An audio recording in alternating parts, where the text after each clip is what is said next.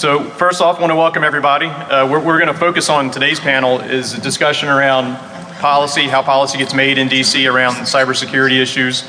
We obviously want to have a engaged audience and want to take as many questions as possible from the audience. And what we'll do to kick things off is I'm going to have everybody kind of introduce themselves. I'm going to start off. I used to be the director of the National Cybersecurity Division in US CERT, coming up on 3 months of being out, or 3 years of being out of government, I think this fall. So been out for a little bit now. And with a small security research group called Team Cumry.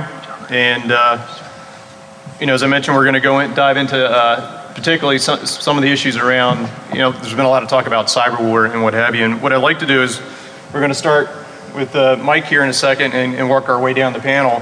But to talk about what are the priorities or what are the key issues that you see when it comes to cyber conflict or cyber war? Should we be more concerned about cyber crime versus nation state? So, and what concerns each one of you based on your vantage point? We've got a pretty diverse panel, so I think we'll have a pretty engaging conversation. So Mike, I'll go ahead and turn it over to you. Great. I'm Colonel Mike Convertino. I'm the commander of what's called the 318th Information Operations Group. And our unit's responsible for essentially malware research, influence operations, and defensive posturing for the network of the Air Force. So a lot of bits and parts thrown in there. But really its focuses on effects that can be brought to bear in areas of conflict and the protection of the United States in general. So I think our biggest concern is that the foundation of the country, especially the financial system and the economic well-being of our nation's companies, the lifeblood of the existence of the company from that point of view, be protected and preserved to the extent that others want our participation. So anyway, that's me in a nutshell. Off to you. Hi, I'm Melissa Hathaway. I led President Obama's cyberspace policy review, and I was one of the principal architects of President Bush's cybersecurity, the National Cybersecurity Initiative, CNCI. And I'm almost coming up on my 1-year anniversary of leaving the government, and for those of you following, I'm an independent and doing an awful lot of writing and speaking on the topic and trying to raise awareness in the United States and internationally on how big the problem is and what are some of the areas that we need to work on together to solve the problem. Hi, I'm John O'Donoghue. I work for a company named White Canvas Group.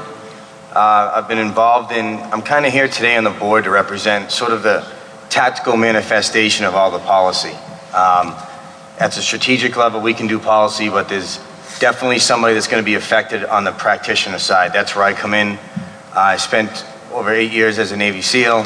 I have a couple degrees in computer science, and I really try to bring the marriage of technology into operations that have impact. And I think that I have personally run into a lot of policy issues, authorities issues, cross-wiring, confusion, and I just want to sort of act as a guided voice to remember that at the end of this policy, there's a person in a place they probably don't want to be that has a family, and we need to make sure that that person can operate legally, but with the most potency at his or her disposal. And I believe in this day and age that potency and that weapon system itself has a link to the grid, to the cyber, and is largely virtual. Morning, Rich Marshall. I'm the Director of Global Cybersecurity in the Department of Homeland Security.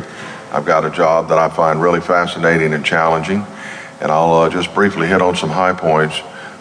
Two of the main areas that we're focusing on associated with computer security is helping to make sure that developers come up with robust software that is relatively secure, at least more secure than it is.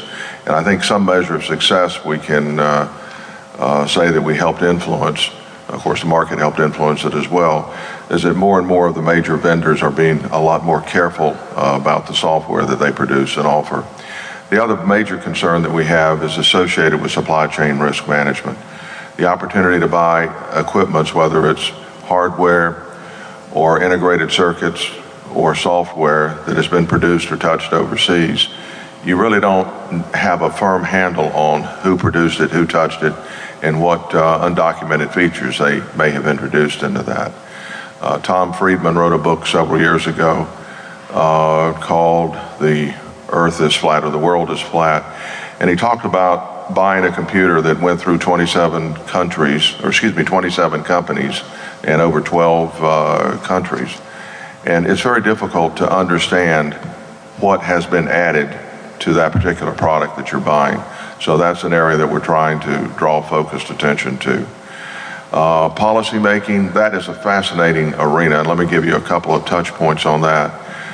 Number one, policy sometimes is just a bunch of compromises, and that results in bad policy. So if you're involved in a policy group, have a leader that is courageous enough to do the right thing, not just to do the comfortable thing. Consensus is good if you're herding cats, but consensus is not necessarily good leadership. Two books I would recommend for you to read. One is by Dick Clark. I formerly worked for him when I was the Principal Deputy Director of the President's Critical Infrastructure Assurance Office.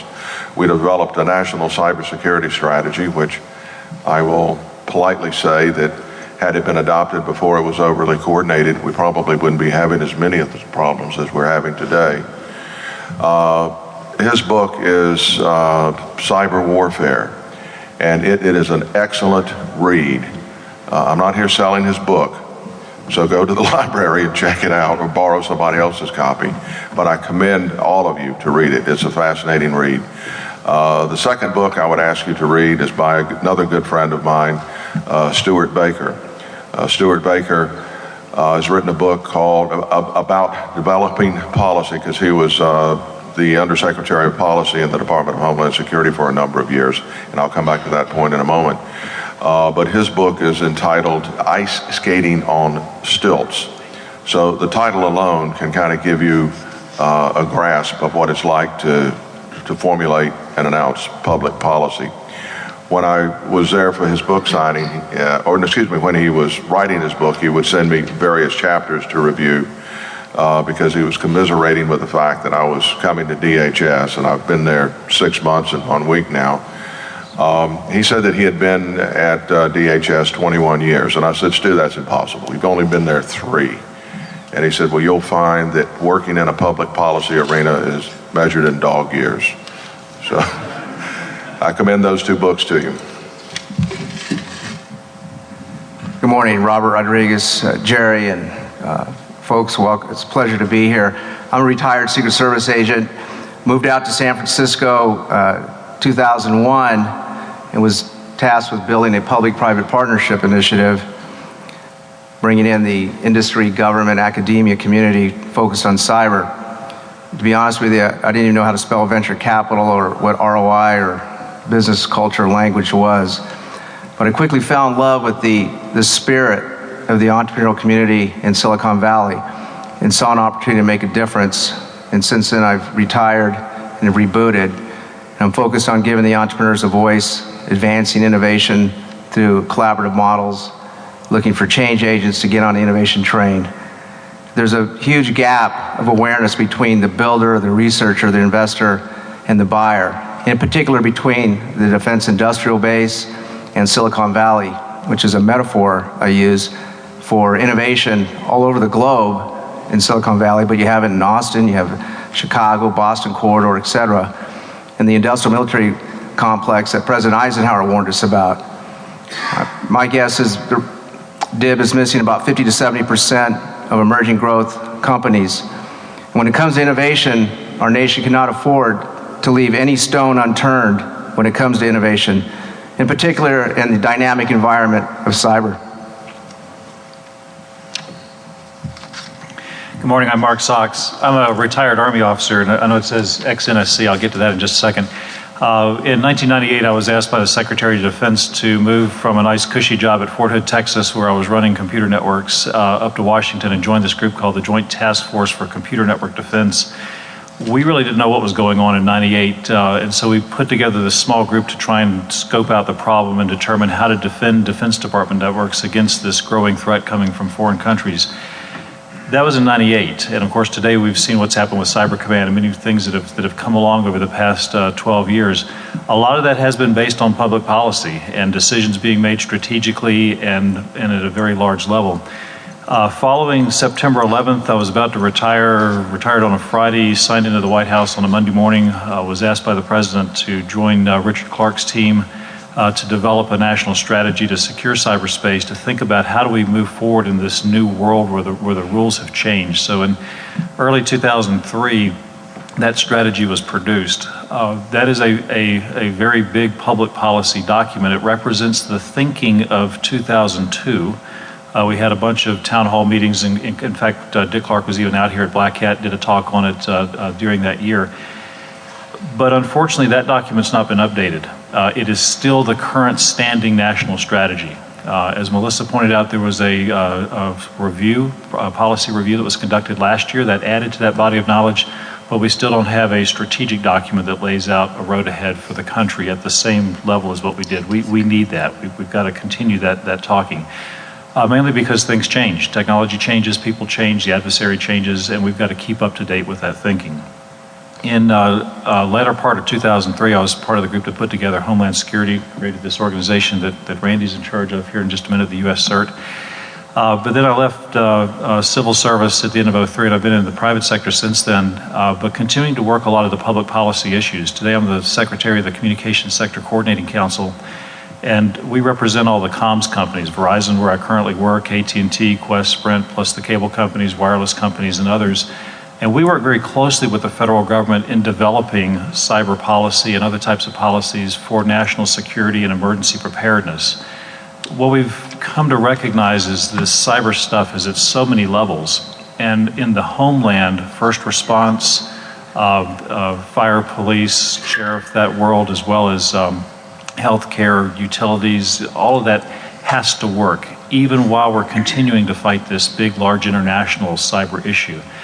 The communications infrastructure has to work. In fact, just talking over this microphone doesn't work without some type of communications infrastructure. So at so many levels, this stuff has to work. And we've all just become accustomed to it being there. Our adversaries, of course, don't want it to work. They would like very much to deny, degrade, disrupt, destroy, the things that we heard about in this morning's keynote address. So therein lies this public and private gathering, the partnership model as we like to call it, and it is so important at a policy level that the private sector and the public sector are working together. Same sheet of music, same set of goals, same ideas. So much of the technology is the same, and many of us are moving back and forth between the public and private sector, so we're sharing the ideas. I would encourage all of you, if you've got any interest in working at this level, because we need more technology people doing policy. I'm afraid there's so few of us in the policy space that have an understanding of how it works. We get a lot of policy people, but they don't know the technologies, and we've got to get some more techie folks up. So if you want to do something different, come up to the policy side for a little while, and then you can go back to the technical side. We'll answer some more questions as we go through. My name is Randy Vickers. I am Director of U.S. CERT. I kind of, perpetuated my career as the chief of the DoD CERT before I retired out of the Army in 2007. And Jerry Dixon and Mike Witt recruited me to come join DHS and change my uniform and fight a slightly different fight, but on the same, but in the same environment. U.S. CERT has, based on a lot of the presidential directives, the